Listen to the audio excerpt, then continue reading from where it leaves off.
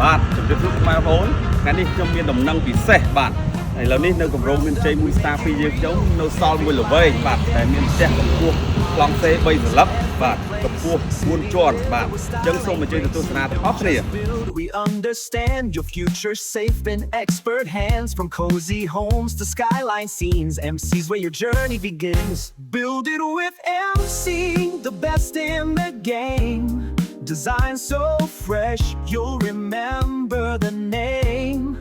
នេះគឺជាផ្ទះដែលខ្ញុំនៅសល់មួយល្វែងបាទឥឡូវនេះ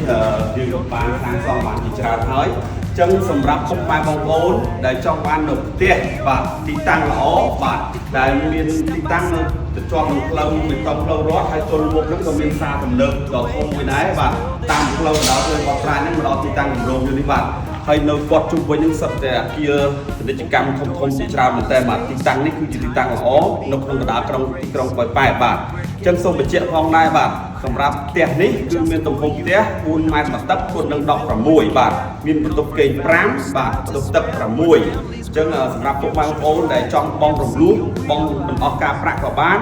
ឬក៏អាចបងរំលោះជាមួយធនាគារក៏បានឥឡូវនេះមាន promotion ពិសេសសល់តែមួយល្វែងទេពុកម៉ែបង្កក់ក្នុងឱកាសនេះនឹងទទួលបានការបញ្ចុះតម្លៃពិសេសនិងការ promotion ជាច្រើនបាទហើយសម្រាប់ពុកម៉ែបងប្អូនចង់បងរំលោះបន្តការប្រាក់ក៏បានបងរំលោះជាមួយធនាគារក៏បានដោយគ្រាន់តែពុកម៉ែបងប្អូនចូលរួមមុនត្រឹមតែ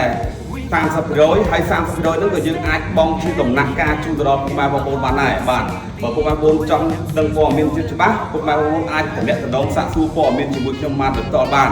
បាទអញ្ចឹងសូមរងណាពុកម៉ែបងប្អូនសល់តែមួយល្វែងទេ